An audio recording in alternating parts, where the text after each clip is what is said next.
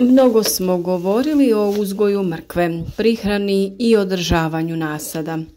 Iako je ova godina bila izazovna za uzgoj svog drugog povrća, za mrkvu je, barem kod nas, bilo idealno. Ukoliko ste slijedili naše savjete, vjerujem da je rezultat više nego zadovoljavajući. Svima je poznato da nema dobre supe niti bilo kakve čorbe bez mrkve. Ova povrtlarska korijenasta kultura koja se smatra odličnom za popravljanje vida, jačanje imuniteta i sprječavanje karijesa čest je izbor proizvođača povrća. No, postavlja se pitanje kako znati kada je pravo vrijeme da se izvadi mrkva iz zemlje. Kao i uvijek dosad, mislim da na vrijeme donosimo i ovaj savjet, pa ukoliko želite podržati naš rad, zapratite naš kanal, a klikom na znak zvonca dobivati ćete i redovne obavijesti o svakom novom videu kako ne bi propustili ni jedan važan savjet. Video koji vam je bio koristan možete podržati i sa lajkom ili ga možete podijeliti na vašim društvenim mrežama kako bi i vaši prijatelji imali korist od naših savjeta. Mi smo našu mrkvu sijali početkom aprila, pa dalje u razmacima od 15 dana. Na taj način nam neće sva dospjeti u isto vrijeme.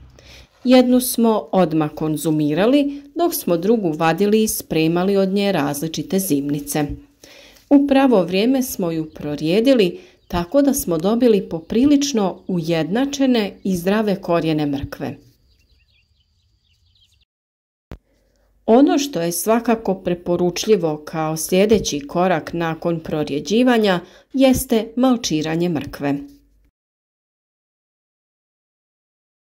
Na taj način sprječavate razvoj korova koji usporava razvoj mrkve, a i oduzima hranjiva. Također, na taj način smanjujemo broj zalijevanja i potrebu za istim, jer malč izvrsno čuva vlagu. Možete da koristite sjeno, slamu ili posušenu travu nakon košnje. Mrkva ne voli previše obilna zalijevanja, jer u tom slučaju može doći do pucanja korijena uslijed prevelike količine vode. Upravo tu u priču dolazi malč koji održava vlažnost tla i nije potrebno prečesto zalijevanje. Ono što je za kvalitetan uzgoj mrkve posebno važno jeste pravilan raspored u vrtu. Najbolji susjed joj je luk. To je nešto što svi oni koji su redovno pratili naše savjete od proljeća dobro znaju. Naime, luk štiti mrkvu od mrkvine muhe, ali korist je obostrana jer i mrkva štiti luk od lukove muhe. Također je vrlo važna i upotreba pepela prilikom sjetve i u kasnijoj fazi rasta korijena. Pepeo je vrlo koristan u početnom stadiju kod zaštite od bolesti, a kasnije se u 2 navrata zalijeva sa rastvorom pepela za krupan i zdrav korijen. Jednako možete koristiti prihranu kod mrkve, ali i kod uzgoja luka. O svemu ovome naravno da detaljno imate posebne video savjete koje možete potražiti na našem kanalu i malo bolje poslušati o čemu se radi i kako da ostvarite obilne prinose mrkve. Vađenje mrkve možete započeti tek kada ona ima od 1 do 1,5 cm u prečniku. Mrkva se vadi u periodu nakon 60 dana od sjetve, no tada je to mlada mrkva za prodaju u vezicama ili u svježem stanju sa odstranjenim lišćem. A nakon 120 dana nastupa puna tehnološka zrelost mrkve.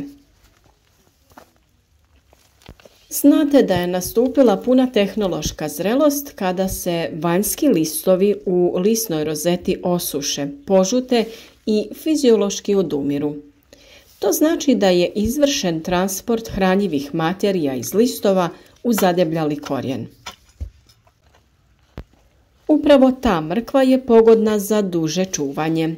Mrkva se u tehnološkoj zrelosti vadi u jesenjem periodu, krajem oktobra i početkom novembra. Ukoliko imate uslove za čuvanje u nekim škrinjama ili hladnjačama, tada mrkvu možete izvaditi i ranije, usitniti, spakovati u neke vrećice ili to odraditi sa nekom aparaturom za vakuumiranje, te na taj način imati mrkvu sve do sljedeće sezone uzgoja. Ako se zakasni sa vađenjem, moguće je da ponovno krene vegetacija, to jest pojava novih listova, naročito ako su prisutne padavine. Ovo je vrlo nepovoljno za korijen, jer novi listovi koji rastu to čine iscrpljujući nutritivne materije iz korijena, čime smanjuju njegov kvalitet, a to sa druge strane negativno utječe i na dužinu čuvanja mrkve, umanjujući mogućnost skladištenja. U manjim baštama, to jest za vlastite potrebe, povrtlari vade mrkvu ručno. Savjet je da se to radi tako što se uhvati lisna masa mrkve i polako se čupa okretanjem mrkve u jednu pa u drugu stranu. No najvažniji savjet jeste da se to radi kada je zemljište umjereno vlažno od padavina, a ako nije, možete ga i vi lagano zaliti. Također na manjim parcelama vađenje se može vršiti i pomoću alata, kao što su vile za vađenje repe.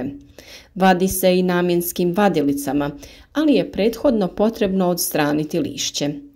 Vađenje vadilicama se vrši kada je zemljište suše i nije vlažno vrijeme. Veće površine rade se sa kombajnom za vađenje mrkve. U tom slučaju se lišće ne odstranjuje.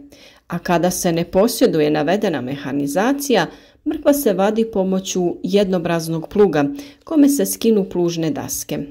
Ova mašina zahvata jedan red sa biljkama i baca mrkvu na stranu. S obzirom da je zemlja bila vlažna, na mrkvi će naravno biti ostataka zemlje. Vi ju možete ostaviti nekih sat do 2 vremena u hladu da se lagano prosuši kako bi se što lakše sa nje uklonili ostaci zemlje. Ukoliko ćete je skladištiti na način da ćete ju ostaviti u nekim gajbama ili slično, važno je da mrkvu prije toga ne perete, samo uklonite ostatke zemlje i lagano ju očistite. Sa druge strane, ukoliko želite da ju skladištite u škrinju u duboki zamrzivač, tada je važno da ju temeljito operete sa mlazom vode i da pritom koristite četkicu sa kojom ćete ukloniti sve zaostatke zemlje na korijenu. U jednom od naših narednih videa dati ćemo vam savjete kako je to najlakše spremiti mrkvu kako bi ona cijelu zimu ostala svježa i da ju možete koristiti kada god vam zatreba. Naravno, u narednom periodu donosit ćemo vam i sve druge savjete kao i do sada i nadamo se da ćete ostati s nama, biti naša podrška kao i cijelu ovu sezonu uzgoja.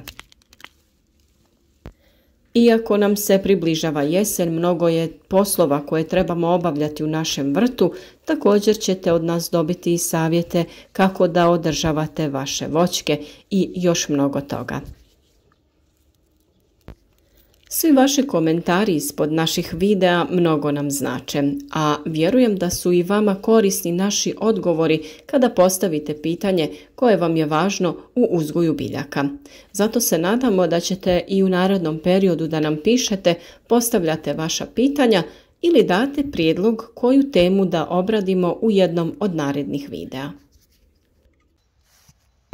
Bliži se i jesenja sjetva raznog zelenog povrća koje će svakako dobro doći tokom zimskih dana za podizanje imuniteta i održavanja zdrave ishrane. Donijeti ćemo vam različite savjete kako i vi u vašim vrtovima možete uzgojiti različito zeleno povrće, kako ga prihranjivati i zaštititi od hladnoće.